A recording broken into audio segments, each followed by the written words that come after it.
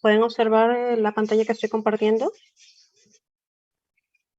Sí, se observa. Ya, listo. Lo que pasa es de que por la computadora no sé, no los puedo ver a ustedes para poder preguntar. Bueno, buenos días, queridos alumnos. Recién nos estamos conociendo. Las primeras clases las han tenido con el doctor Ariana, que es el docente a cargo de anestesiología en el curso de técnica operatoria y anestesiología. Quien les habla, la doctora Yolanda Soto Cáceres Cabanillas, médico anestesiólogo, asistente en el Hospital Regional Docente Las Mercedes, es jefa del Departamento de Anestesiología y Centro Quirúrgico, pregrado y posgrado en la Universidad Nacional Pedro Ruiz Gallo y magíster en gerencia de los servicios de la salud. El día de hoy vamos a hacer el tema de anestesia regional y unidad de recuperación postanestésica. Necesito, sí, la participación de ustedes para poder hacer más dinámica esta clase. No sé quién puede indicarme lo que observan en las imágenes. Doctora, ¿una epidural? Bueno, ¿qué otro? En sí, las imágenes lo que te muestran, ¿no? A ver, Andrés Guamán. ¿Está Andrés Guamán? Sí, doctora, presente. Ya, ¿qué puedes decirme acerca de las imágenes? ¿Qué observas?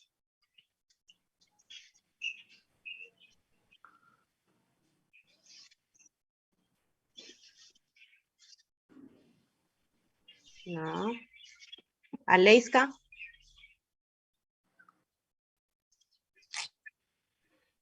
Doctora Aleiska. Sí, doctora. Una punción lumbar. Una punción lumbar. Ya. Christopher. ¿Qué más puedes observar? Sí, doctora, está haciendo una punción lumbar. En la primera imagen están en sala de operaciones. Ya. ¿Algo más? Sí, en la tercera imagen se ve que están inyectando ya la anestesia, ¿no? Probablemente la anestesia. Suponemos eso. Probablemente. Muy bien. Sí, chicos, son imágenes referentes al tema de hoy, ¿no? Sobre anestesia regional. Precisamente la primera imagen observamos a un doctor, a una doctora que está colocando, realizando un procedimiento en la región lumbar del paciente que se encuentra sentado, ¿no? Se observa según la imagen, está dentro de sala de operaciones. Si observan también en la segunda imagen, ¿no? Que están con unos guantes realizando el procedimiento, ¿no? Colocando algo, una aguja, aparentemente, ¿no? En la espalda. De la misma forma, en la tercera imagen, ¿no? En la imagen inferior, ya colocando o realizando, quizá, parece más realizando el procedimiento para la colocación de un anestésico. Entonces, el propósito de la clase, primero, es describir y demostrar las características de la anestesia regional, conocer los cuidados en la recuperación postanestésica y realizar los cuidados postoperatorios. Nosotros tenemos que trazarnos objetivos, cuáles son los objetivos reales, ¿no? De este tema, para que ustedes lo conozcan. Como médicos generales necesitan tener esos detalles.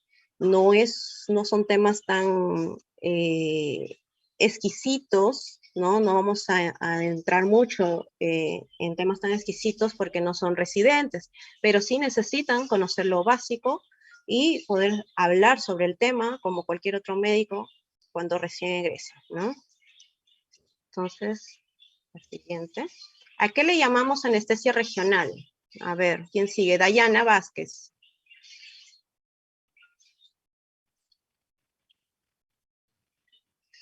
Doctora Dayana Vázquez.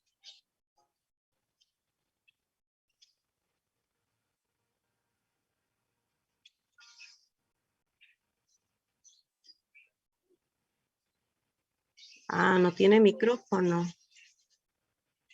Bueno, a ver, le leo cuando escriba. Jesús Guido Ojeda. Jesús Guido Orestes.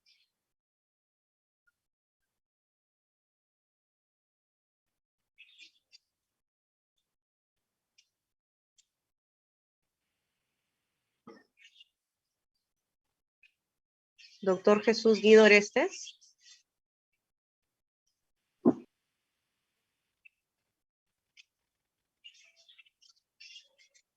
Tampoco. Ya van varios que no están. Karen Pariatanta. Doctora, sí, ¿Sí? ¿A qué llamamos anestesia regional? sí, a la anestesia que se aplica directamente a la zona que va a ser intervenida y no compromete la conciencia del paciente, sino solamente, como decir, se adormece la parte que van a intervenir. Ya. Sí, tienes una gran idea.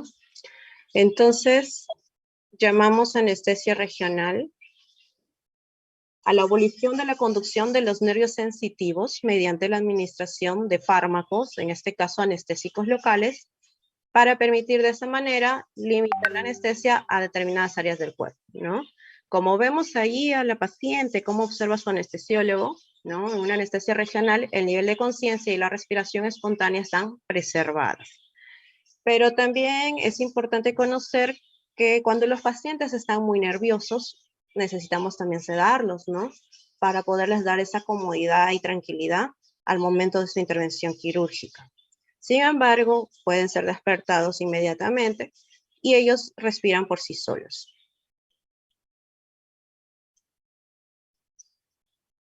Tenemos también que un conjunto de variadas técnicas anestésicas que tienen en común producir un área de insensibilidad, ¿no?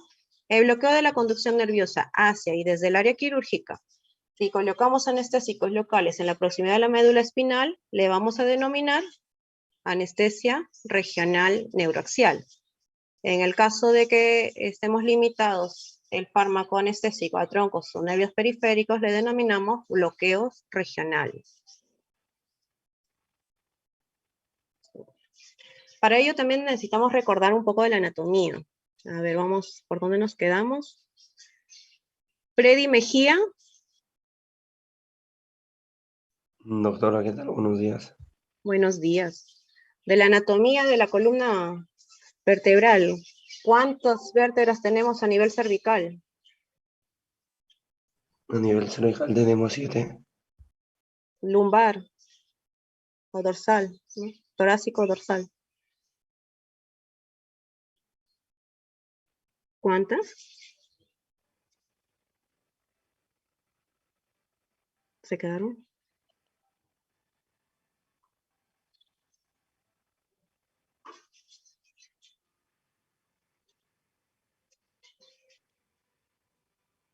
Doctor, Doctora, ¿me escucha? allí sí. Nos estabas comentando, la columna vertebral se divide en diferentes Sí, grupos de vértebras. Las sí. cervicales, ¿cuántas? Cervicales son 7. Ya. Luego, ¿cuáles siguen? Las dorsales o lumbares, Dorsales, ¿cuántas? que son 6. Y luego, ¿qué sigue? Las lumbares, Las lumbares, estás adivinando. ¿Qué más? después las sacras. Ya. Doctora Karenia. Doctora, buenos días. Sí. A ver, corrija a su compañero. Bueno, primero tenemos a las vértebras cervicales, tenemos a las torácicas, tenemos a las lumbares y bueno, las que son fusionadas, las sacros y las coxigias. Ya. Muy bien. ¿Ya escuchó, doctor?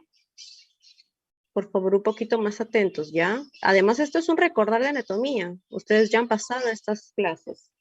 Entonces tenemos que recordar, ¿no? 7 vértebras cervicales, 12 vértebras torácicas, 5 lumbares, 5 sacras y las curvas fisiológicas, ¿no? La lordosis cervical, la lordosis lumbar, la cifosis torácica y la cifosis sacra. También es importante recordar referencias de las apófisis espinosas. Por ejemplo, la C7 sobresale de la nuca, a nivel de D3 la espina del omóplato, a nivel de D7 la punta del omóplato, a nivel de L4 la espina ilíaca anterosuperior y la L5 la fosita lumbar.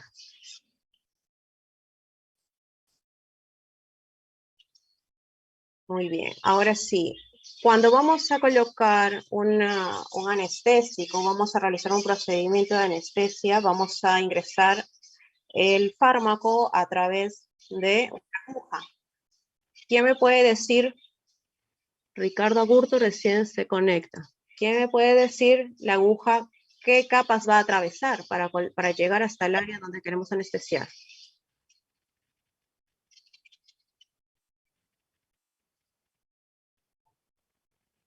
Katia Paz. Doctora, Sí. ya, primero sería o sea, la, la capa de la dermis, epidermis. ¿Podemos hablarlos? ¿Cómo? ¿Me ¿Qué escucha? más? Sí. El tejido, o sea, piel, tejido celular subcutáneo. Puede ser también lo que es mm, ligamentos. Ligamentos. ¿Qué ligamentos? Si es a nivel, ¿cómo se llama? Raquidio. Puede ser este ligamento, el supra y el interespinoso. ¿Qué más? El ligamento amarillo también sería la dura madre para llegar a la raquidia, no sé, y... Al espacio subaracnoideo. ¿No? Ajá. Ya. La siguiente. Bueno, como su compañera más o menos no está tan desubicada, sí ha referido algunos de los elementos que tiene que atravesar la aguja para poder colocar el anestésico local, ¿no? Epidermis o dermis, ¿no? Finalmente es la piel. Tejido celular subcutáneo, de afuera hacia adentro, ¿no? Ligamento supraespinoso. ¿Qué une el ligamento supraespinoso? Leslie Rosado.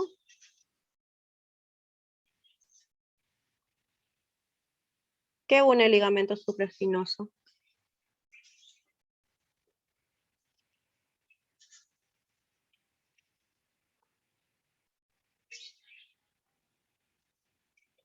La doctora Luz Valderrama. ¿Qué une el ligamento supraespinoso?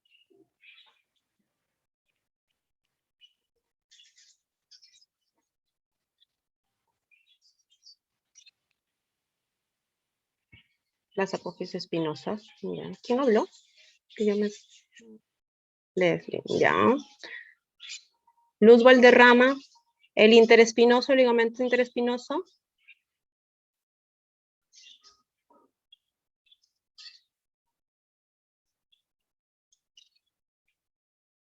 Doctora María Alejandra. Doctora, buenos días. Buenos días. Con, los ligamentos interespinosos conectarían las apófisis espinosas adyacentes. Las apófisis espinosas. ¿El interespinoso?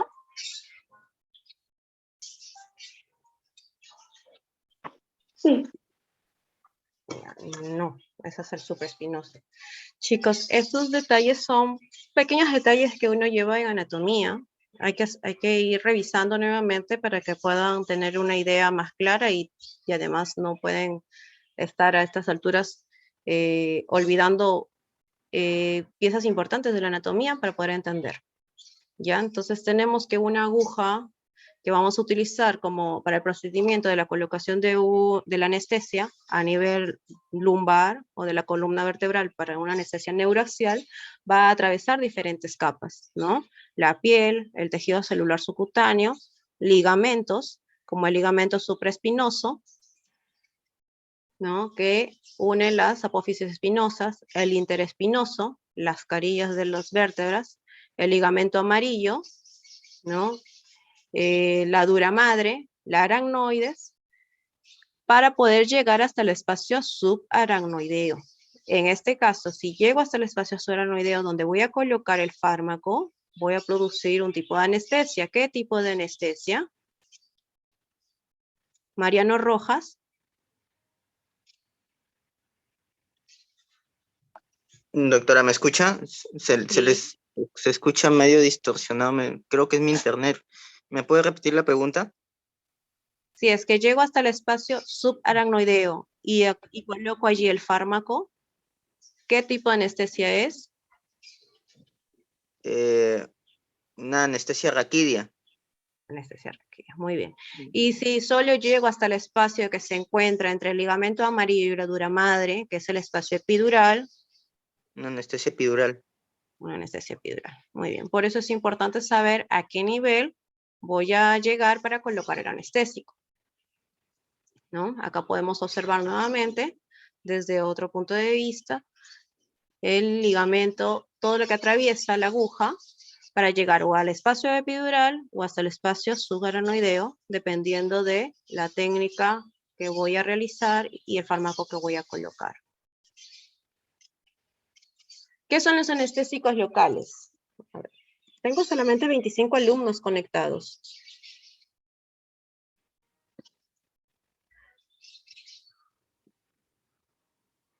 A ver, Mendelssohn Rojas. Presente, doctora.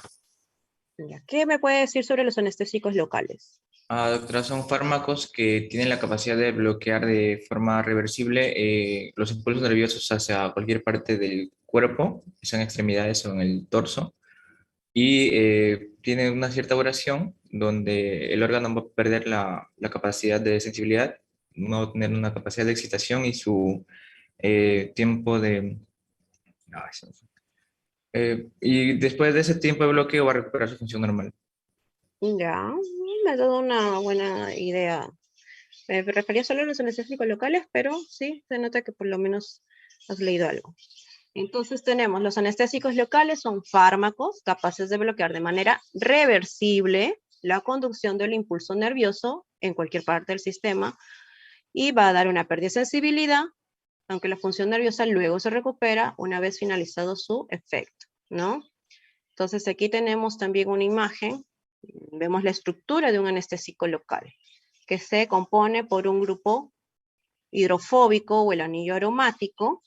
Este anillo aromático va a determinar la liposolubilidad, la difusión, ¿no? Y la fijación de la molécula, y por tanto, esto va a determinar la potencia farmacológica. Ojo con eso porque son preguntas de examen. El grupo hidrofílico, que es una amina secundaria o terciaria, ¿no? Que va a modular la hidrosolubilidad y por tanto su difusión sanguínea y su ionización. Y una cadena intermedia, que es un enlace que puede ser del tipo ester o amida, y va a ser responsable de la velocidad de la metabolización del fármaco y también de la duración de su acción y sobre todo de la toxicidad. Chicos, esto recuerden para el momento del examen. ¿Qué son los anestésicos locales? Son bases débiles que poseen un valor de pK variable entre 7.5 y 9 y están ionizados parcialmente a un pH fisiológico. ¿Cuál es el pH fisiológico? Ricardo Agurto. Doctora, buenos días. ¿Se me escucha? Sí.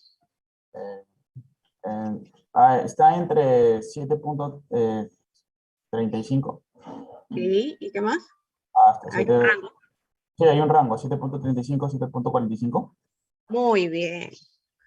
Listo. Entonces, estos anestésicos locales van a estar no ionizados parcialmente a un pH fisiológico.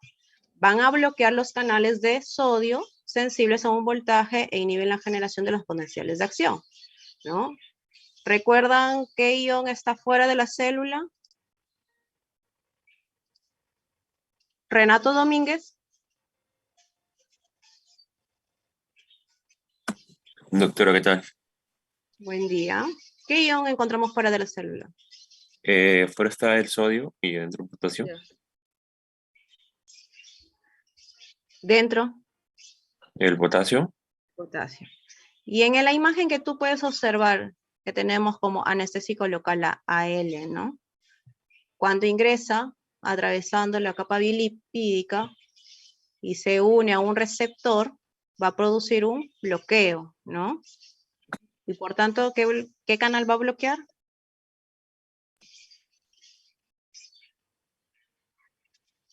¿Va a bloquear el canal de potasio? No. Canales de sodio. El canal de sodio. Y por tanto, no va a haber un potencial de acción, ¿no? Incluso aquí se puede observar, ¿no? La forma no ionizada, y una vez que se une al receptor, es la forma ionizada. Tiene que tener la misma cantidad de hidrogeniones. Para que se parezca, para que pueda hacer su efecto, ¿no? Sí. A un nivel, a un pH lo más parecido al pH fisiológico. Entonces tenemos también aquí ejemplos de fármacos tipo éster y tipo amidas. ¿No? Tipo éster, la cocaína, la benzocaína, la procaína, la tetracaína, la 2-cloroprocaína. El de tipo amidas, la lidocaína, mepivacaína, bupivacaína, etidocaína, ropivacaína, la prilocaína. En nuestro medio, los fármacos que más utilizamos son la lidocaína y la bupivacaína. Son del tipo amida. En cuanto a la latencia, ¿a qué nos referimos con latencia? Natalie Cifuentes. Doctora, buenas tardes. Buenos días. ¿A qué nos referimos con latencia? ¿Al tiempo que va a demorar el fármaco en hacer acción? Muy bien. Sí, muy bien. Entonces tenemos, aquí ha sido encerrado, ¿no? Los fármacos que generalmente utilizamos en nuestro medio, como la lido y la bupi, de acción o de latencia corta tenemos la lidocaína y de tipo intermedia la bupivacaína, ¿no? Su potencia de intermedia la lido, una mayor potencia la bupivacaína, y su duración de efectos, la bupivacaína es mucho más prolongada. La toxicidad, como pueden observar, ¿no? De más a menos, de menos a más, según el grupo éster y el grupo amida. ¿Cuál es más tóxico? ¿Los de grupo éster o los de grupo amida? A ver, tengo acá a Rovira Chavarri. Hola, ¿quién habló? Doctora, ¿disculpe los grupos éster? De los de grupo éster, sí. Medalí Zúñiga recién se ha conectado. Continuamos. Los anestésicos locales, por tanto, se unen reversiblemente y bloquean el canal de sodio del nervio, previniendo la iniciación y propagación de los impulsos eléctricos requeridos para una conducción nerviosa. Pasado su efecto, la recuperación de la función nerviosa es completa. El orden de la pérdida de la sensibilidad va, primero se pierde el dolor, luego temperatura, luego el tacto, luego la propiocepción y luego la parte motora o el bloqueo motor. Y cuando pierde ya el efecto del anestésico, se va recuperando la función, es de forma inversa. También tenemos que mencionar que va a depender la sensibilidad de bloqueo, va a depender del tamaño, del tipo de fibra y del tipo de fibra nerviosa.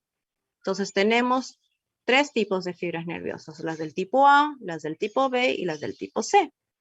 Las del tipo C son amielínicas, no tienen mielina y son las que conducen el dolor.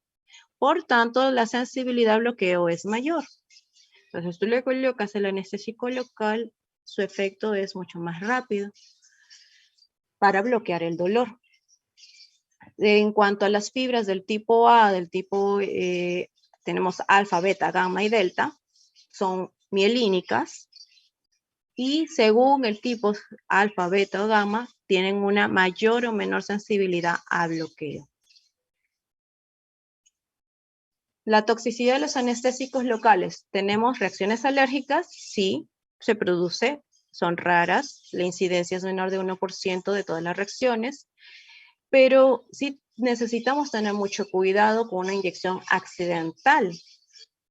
Además que de esto va a depender la dosis que se pueda colocar, porque ello sí va a producir toxicidad. Inicialmente lo vamos a ver a un nivel de sistema nervioso central, los efectos, y luego a nivel de sistema cardiovascular.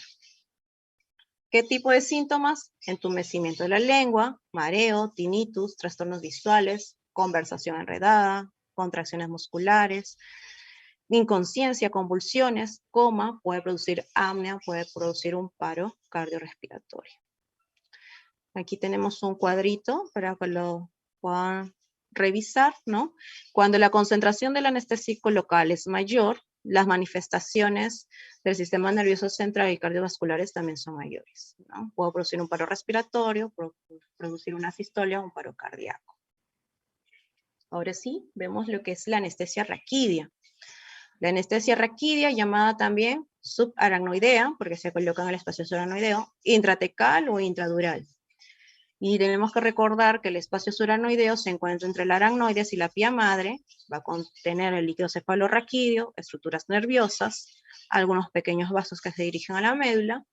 Por debajo de L1 contiene la cola de caballo y el filum terminale, y por debajo de este espacio no conlleva, por tanto, ningún riesgo traumático para la médula del adulto.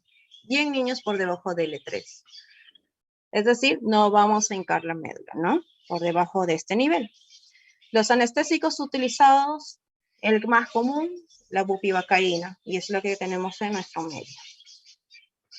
La inyección intratecal de un anestésico local a nivel lumbar provoca una interrupción temporaria e irreversible de la transmisión simpática, sensorial y motora de las raíces espinales.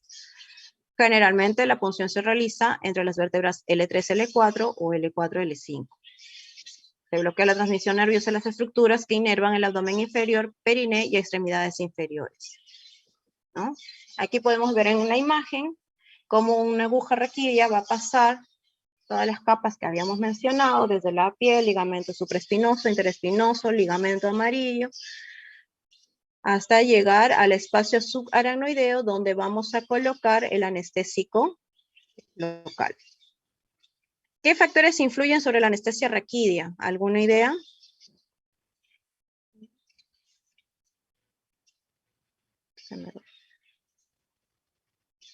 Zúñiga. Medalí Zúñiga.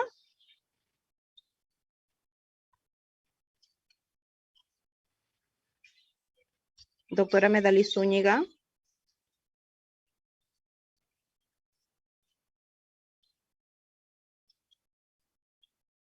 Doctor Tábara.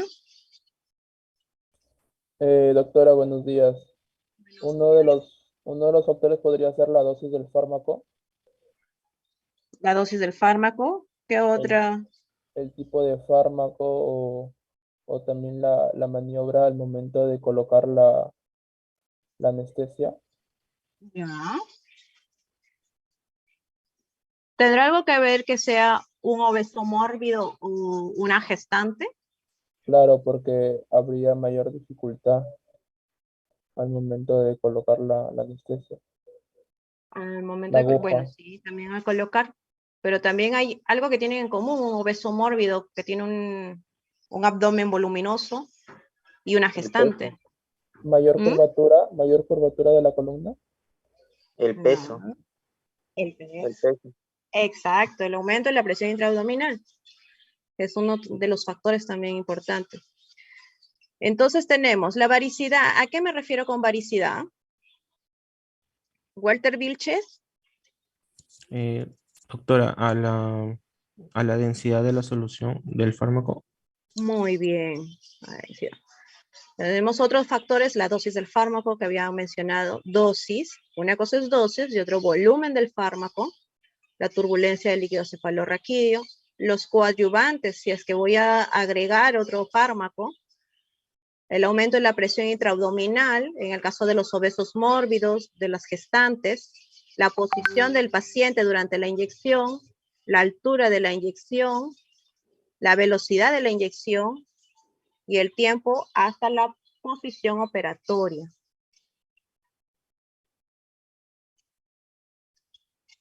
Entonces también tenemos una diferencia en la presentación del anestésico. Tenemos la presentación hiperbárica y la hipovárica, por ello la densidad. A ver, ¿quién me puede hablar sobre la imagen? Luz Valderrama.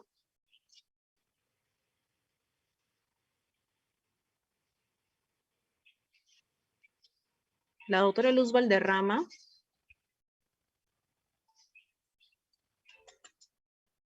Creo que no está conectada. Sí, doctora. ¿Sí? Doctora Luz Valderrama. Estamos viendo aquí que tenemos una imagen donde nos muestra la relación de la inyección del anestésico local cuando es hiperbárico o hipovárico.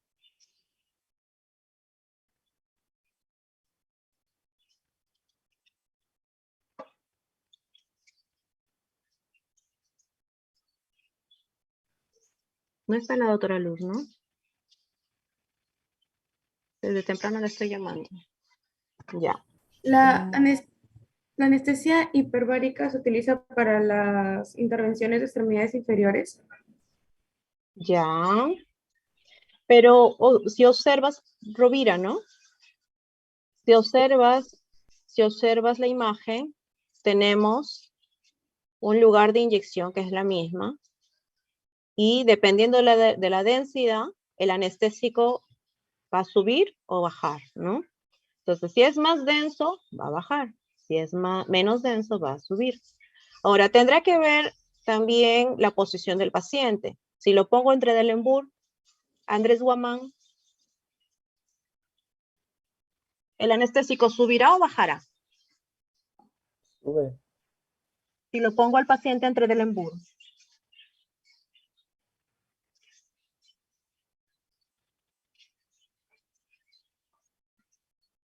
¿Saben la posición de Trendelenburg cuál es? A ver, Ivonne. El paciente subiría. Perdón, el anestésico sube. Subiría, doctora. Subiría. Claro, iría hacia cefálico, ¿no? Cefálico, porque estaría orientado con la cabeza hacia abajo y las piernas levantadas. Muy bien. Y si lo coloco en decúbito lateral derecho, ¿hacia dónde iría?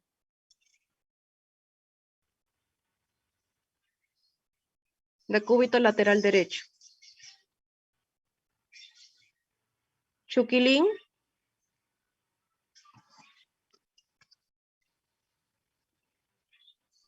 Sí, doctora. Buenos días. Si coloco el anestésico en decúbito lateral derecho. ¿Hacia la derecha? Hacia la derecha, claro, si es que es una hiperbárica, ¿no? Y si es una isobárica o una hipovárica. Hacia la izquierda. Hacia la izquierda, muy bien. Bueno, vamos con la anestesia epidural. Tábara Alejandro. Sí, doctora. ¿Cómo se le conoce a la anestesia epidural también? Extradural. Extradural o peridural, ¿no? Epidural, peridural o extradural. ¿Dónde se coloca el anestésico entonces?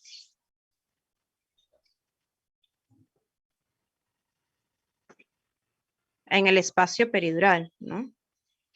A diferencia de la anestesia raquídea o la anestesia subaracnoidea, el volumen del anestésico que vamos a usar en este tipo de anestesia es mayor, porque hay que bañar todo el espacio que tiene para que pueda ejercer el efecto. Generalmente se realiza una punción también a nivel de L2, L3 o L3, L4, pero puede utilizarse a cualquier nivel. Puede ser incluso cervical, torácico, para cirugías de mama también. Se puede utilizar mediante colocación de catéteres, como el catéter epidural, ¿para qué? Para una reinyección del fármaco, sobre todo cuando las cirugías se prolongan, y el cirujano te dice que son 2 horas y terminan siendo 6. La técnica para cirugías prolongadas, pacientes obstétricas en trabajo de parto, para el tratamiento del dolor postoperatorio también, en aquellos pacientes que ingresan sobre todo para oncológicas, cuyas cirugías son muy, muy traumáticas, complejas y de larga duración, pues en ellos tenemos que manejarles también el tema del dolor postoperatorio, por lo menos por unas 48 a 72 horas. Así que la colocación del catéter nos ayuda muchísimo en esa situación. ¿Qué factores influyen en la anestesia peridural? La dosis del anestésico local. Aproximadamente cada 2 mililitros del anestésico va a hacer su efecto por metámera. Entonces, es un aproximado que uno toma para ver hasta qué nivel voy a anestesiar. También la variación del tamaño del espacio epidural. No es lo mismo un varón que mida 1,90 m a una mujer que mida 1,50 m, ¿no? La postura del paciente y la densidad. No hay evidencia de que la postura y la densidad influyan sobre la diseminación del anestésico en el espacio peridural. La edad del paciente. La dosis es menor en ancianos. La disminución del tamaño o la adaptabilidad del espacio tiene mucho que ver. Y en ellos también el riesgo de cefalización anestésica, ¿no? Que suba más. El uso de coadyuvantes. Aquí se utiliza bastantes coadyuvantes. La adrenalina, el fentanilo. Generalmente el fentanilo, que es un opioide para una analgesia postoperatoria, y la adrenalina para prolongar el tiempo del bloqueo. ¿Qué complicaciones podemos tener para una anestesia regional? Milagros Maza. Buenos días, doctora. Disculpe, ¿las consecuencias preguntó? Sí, ¿qué complicaciones podemos encontrar? A nivel cardiovascular puede haber hipotensión, bradicardia, Bradicardia, sí. ¿Qué más? puede haber también en lo que es respiratorio una disminución del volumen de reserva respiratoria. Ya. ¿Y de las complicaciones? Porque esos son efectos de los anestésicos que pueden verse. En algunos se verá o se observará de forma más severa, en otros no. Y para ello tenemos que tener un cuidado antes de colocarle el anestésico. Y sería cefalea, puede haber retención urinaria, náuseas, vómito. Pero la más común generalmente es la cefalea postpunción, ¿no? Debido a la perforación de la dura madre, y por ello se va escapando el líquido cefalorraquídeo. Entonces hay una atracción hacia abajo de las estructuras del sistema nervioso central y por tanto va a haber una cefalea postural que va a empeorar con la posición de pie y generalmente inicia de entre las 6 y las 12 horas postpunción. El dolor o la cefalea es pulsátil, va asociado a náuseas, vómitos, mejora o alivia con la posición en decúbito supina. Es más común con el aumento del tamaño de la aguja, también tiene que ver mucho las veces que se intenta la colocación de la aguja, y sobre todo es más frecuente en mujeres jóvenes. ¿Qué se realiza para poder mejorar la cefalea postpunción? Pues se hidrata bien al paciente, se colocan analgésicos, el uso de corticoides, y en el caso de que sea muy severo y no pase con ello, pues se tiene que realizar otro procedimiento, que es el parche hemático, para colocar, así como lo dice, ¿no?, un parche a nivel de la perforación de la dura madre, y así deje de escapar el líquido cefalorraquídeo, y su efecto es inmediato.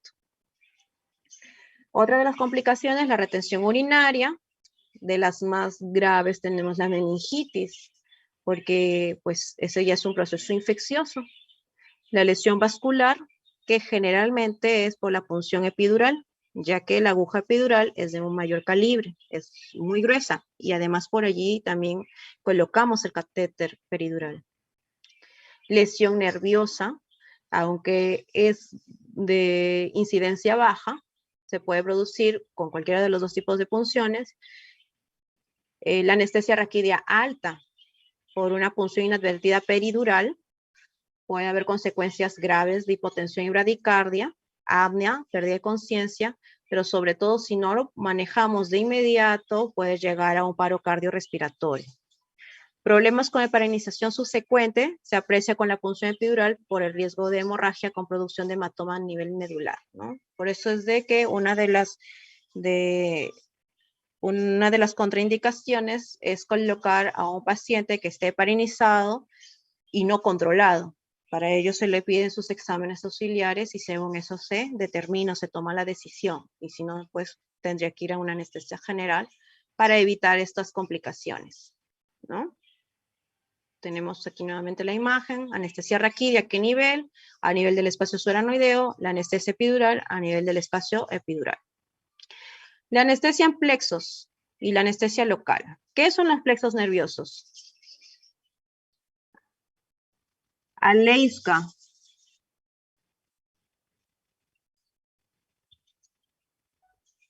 Doctora Aleiska. Doctora, Sí. vendría a ser como la red de varios nervios, sean espinales, cervicales, torácicos. ¿Y ejemplos de plexos? ¿Me puedes dar algún ejemplo de algún plexo que recuerdes?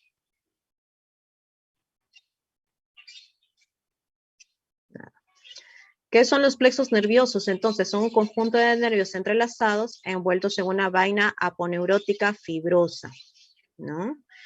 Entonces, la anestesia a nivel de estos plexos va a producir el bloqueo de la conducción y la generación del impulso nervioso en cualquier lugar del sistema nervioso cuando se administra en concentraciones suficientes y no afecte la conciencia del paciente. Característica: reversible, selectivo y temporal. Se busca la supresión de la sensibilidad dolorosa, sobre todo, más que de la motora, ¿no? Para los bloqueos de extremidad superior, el plexo braquial, que ustedes también lo han visto un montón en anatomía, se le puede abordar en diferentes regiones. Por ello toma su nombre, ¿no? Un bloqueo supraclavicular, un bloqueo interescalénico, un bloqueo infraclavicular o un bloqueo axilar. Todos este tipo de abordaje es para bloquear el plexo braquial. El bloqueo del plexo de la extremidad inferior, tenemos bloqueo del plexo sacro, del nervio ciático, del crural, a nivel de la rodilla, intraarticulares, metatarsiano y digital del pie. Entonces, lo que buscamos al bloquear los plexos en realidad es quitar el dolor, más que bloqueo motor, para la realización de algún tipo de intervención o procedimiento. Además, nos proporciona un adecuado manejo del dolor postquirúrgico y se evita las complicaciones que se puedan dar por una anestesia general. Ya ven de que si vamos a operar un miembro superior, si no se logra bloquear el brazo, solo el brazo para que le operen, entonces necesitaría ingresar a una anestesia general. De la extremidad inferior es mucho más fácil utilizar una anestesia también neuroaxial o de bloqueo, porque además nos va a dar un mayor tiempo de bloqueo del dolor y analgesia postquirúrgica, ¿no? Más o menos aquí en una imagen donde se puede ver el abordaje supraclavicular para el plexo braquial. La anestesia local. La anestesia local está indicada en casos en que es necesario bloquear la sensibilidad de un área limitada para realizar alguna intervención quirúrgica menor. Por ejemplo, suturar una herida, lo que ustedes van a hacer cuando lleguen al internado, eso es lo primero que van a hacer en cirugía, realizar la exéresis en una pequeña tumulación superficial, tomar muestras de tejidos superficiales para biopsias, anestesia tópica en cirugía de cataratas, por ejemplo, ¿no? Entonces, la anestesia local puede ser troncular, infiltrativa y tópica, ¿no? Por ejemplo, aquí las gotitas tópicas, la infiltración para la sutura, aquí para lo que es el tendón, ¿no? Tronculares, aquí también la infiltración local que usan los odontólogos. Ahora sí, vamos por lo último. La unidad de recuperación posanestésica. ¿Quién me puede dar alguna idea de qué trata la unidad de recuperación posanestésica? Orestes. Doctor Orestes.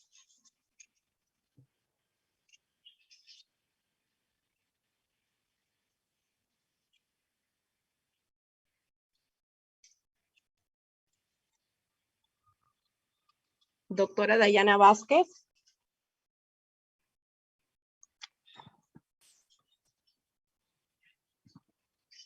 A ver, ¿quién quiere intervenir? Doctora, ¿Quién está hablando? ¿Mariano Rojas? sí, doctora. Es Ya, dígame. como una sala aparte donde se pasan a todos los pacientes que han pasado por cirugía, donde se les controla los signos vitales, cómo van saliendo de la anestesia, si es que hay alguna complicación fuera del quirófano, antes de pasar a su habitación respectiva. Muy bien, muy bien. No sé si estás leyendo ahorita, pero muy bien. Chicos, por si acaso, a todos los que les estoy preguntando, estoy viendo su participación, ¿sí? En la siguiente sesión probablemente ya usemos las cámaras. Walter Vilches, dime. Doctor, una pregunta. ¿Todos los hospitales donde se realiza cirugía tienen esta unidad? O sea, sí o sí pasan por ahí los Sí, pacientes. sí, todos los hospitales sí. Hace muchos años las clínicas no tenían y pasaban directo a la sala de hospitalización. Pero la norma técnica y de bioseguridad precisa que un paciente en el postquirúrgico inmediato necesita estar en una unidad de recuperación postanestésica. El tiempo aproximado de un paciente allí, María Isabel Ruiz, ¿se desconectó o qué pasó con ella que me está pidiendo ingresar? Ya, el tiempo aproximado va a ser de 1 a 2 horas dependiendo de la cirugía, dependiendo del paciente, dependiendo de cómo se encuentra, ¿no? En ese momento el paciente.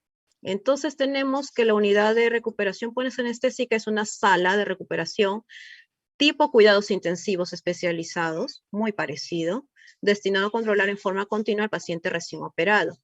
Ahora, comentando un poco de la historia de la medicina, los intensivistas son los hijos de los anestesiólogos, porque nace la especialidad de UCI por la necesidad de tener permanentemente a un médico en esta unidad para poder valorar al paciente postquirúrgico, y aquellos que necesitan la unidad de cuidados intensivos necesitan su monitoreo continuo y especializado. Entonces se fue creando lo que es la unidad de cuidados intensivos.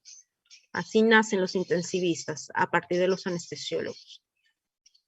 Entonces, con este fin deberá cumplir con las condiciones inherentes a una unidad operativa de alto riesgo, porque también se pueden producir paros cardiorrespiratorios, shock, en el área de la unidad de la URPA, ¿no? Unidad de recuperación postanestésica, y la acción debe ser inmediata. Todos nos guiamos por normas y el personal es un personal especializado. A cargo de la unidad postanestésica está un anestesiólogo y enfermeras que también han hecho su especialidad en sala de operaciones. El cuidado postanestésico va a disminuir la complicación y mortalidad postoperatoria inmediata relacionada con la anestesia. Recuerden que tenemos que esperar que pase el efecto de la anestesia después de la cirugía. Además, acorta la estancia en las unidades de cuidados postoperatorios y mejora la satisfacción de los pacientes. ¿Por qué? Porque manejamos sobre todo el dolor. Lo que hacemos cuando el paciente sale de una cirugía, una vez que empieza a pasar la anestesia, va a empezar a sentir dolor. Entonces, el manejo inicial de este dolor en esta unidad es muy importante para la satisfacción del paciente ya en el área de hospitalización. Se debe disponer además del equipamiento adecuado y personal adecuadamente preparado. La unidad de cuidado postoperatorio debe estar preferiblemente en un lugar central de las salas de cirugía, con fácil acceso y movilización en y hacia la unidad. Porque se ven casos, ¿no? De que el paciente tú lo extubas de una cirugía general y de pronto puede hacer un edema agudo de pulmón. Entonces, tiene que estar muy cerca a sala de operaciones por si se necesita reintervenir o si se necesita reintubar, ¿no? O cuando en algún momento una tiroides, una cirugía de tiroides, si el paciente hace esfuerzo y se sale un nudo, de inmediato necesita regresar a sala de operaciones. Entonces, la unidad de cuidados postanestésicos es para ello. Deberá contar con monitores, medicamentos, equipos y personal de enfermería suficiente, entrenado para el manejo del paciente en el periodo postoperatorio y de sus complicaciones. Debe existir un anestesiólogo responsable por los pacientes entregados en la unidad de cuidado postoperatorio, un sistema de comunicación, el recurso humano que debe estar entrenado. Al ingreso de la URPA, el anestesiólogo responsable del paciente en la cirugía debe entregar personalmente a la unidad de cuidado postoperatorio Es decir, el anestesiólogo va a reportar al anestesiólogo de la URPA todos los hechos ocurridos durante la cirugía, desde el momento en el que llega el paciente, cómo es que llegó el paciente, sus signos vitales al momento de ingresar, las condiciones en las que ingresó, si hablaba, no hablaba, se movía o no movía, si daba algún dato, ¿no?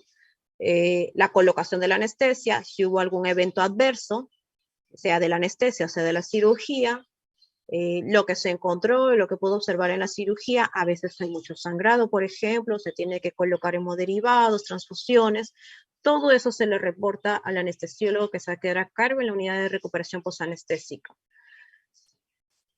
¿no? Al llegar a la unidad, de inmediato empieza el monitoreo no invasivo, el EKG, la presión arterial, la frecuencia respiratoria, la saturación de oxígeno, y el monitoreo es cada 5 minutos hasta que esté estable el paciente, y luego cada 15, siempre que el estado del paciente lo permita. En el caso de pacientes que necesitan ir, por ejemplo, a una unidad de cuidados intensivos, que se queda intubado en la máquina de anestesia, pasa a la unidad de recuperación posanestésica a un ventilador mecánico en esa área hasta su traslado a la unidad de cuidados intensivos. Y el manejo de este paciente crítico lo realiza el anestesiólogo a cargo. ¿Cuáles son los criterios de ingreso y de alta? Existen escalas de puntuación para determinar el grado de recuperación anestésica del paciente operado, y estas escalas deben ser utilizadas en forma complementaria por el anestesiólogo. Las escalas más usadas en el sistema de puntuación es el Aldrete y la puntuación simplificada por Stewart. Entonces, para dar el egreso de la URPA a un paciente, debemos, en manera general, ¿no? Un despertar fácil del paciente, que se encuentre orientado en tiempo y espacio, la capacidad de mantener y proteger la vía aérea, sobre todo, estabilidad hemodinámica. Si es una anestesia neuroaxial, debe haber una resolución del bloqueo, la capacidad de pedir ayuda del paciente, un dolor controlado y ausencia de complicaciones quirúrgicas. Es decir, que se observe que no esté sangrando la herida quirúrgica, que amerite el reingreso a sala de operaciones, ¿no? Y el alta es firmada por el anestesiólogo a cargo. Tenemos el sistema de puntuación Aldrete, que va a evaluar la capacidad de movilizar las extremidades, la respiración, la circulación, la conciencia y la saturación. Y según la puntuación, teniendo una puntuación igual o mayor a 8, es que puede salir de la unidad de recuperación posanestésica a piso. Este es a piso, ¿no? En todo caso de necesitar una unidad de cuidados intensivos, irá a una unidad de cuidados intensivos. Y en la escala de Stewart, hasta los 8 años es para los niños, que evalúa conciencia, vía aérea y movimiento. La escala de sedación de Ramsay, que tiene niveles del 1 al 6, y la escala de bromas, sobre todo es para monitoreo de bloqueo motor. Según esto, una vez que la anestesia ya haya pasado su efecto y haya una movilización de los miembros inferiores, entonces es una escala de bromas 0 y ya puede pasar a piso. Muy bien, chicos. Ya no los lleno de preguntas. Más bien ustedes, ¿alguna pregunta?